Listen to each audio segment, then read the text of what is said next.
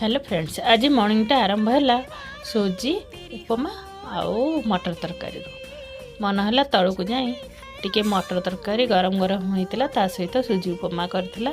आ बरा तरकारी आनिले मटर तरकारी उपमा आनिकी आसिली खाईदे बाहरी ड्यूटी जाई हॉस्पिटल रे जहाँ काम थिला ताको करि सारला परे आसिला मिठा आउ मिठा कुल्फी खाई रूम को आसिली।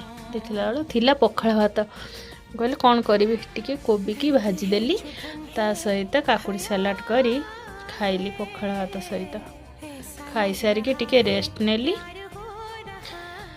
संध्या हो गला भाविली टिके जाई इवनिंग वार्क करदेवी। आउ ठाकुर टिके नमस्कार होइकरी बाहरलु बुली टिके बुलिया हो गला। बुली सारिके पुणी रूम को आसी रूम रे परोटा भजा गरम गरम करके खाइली।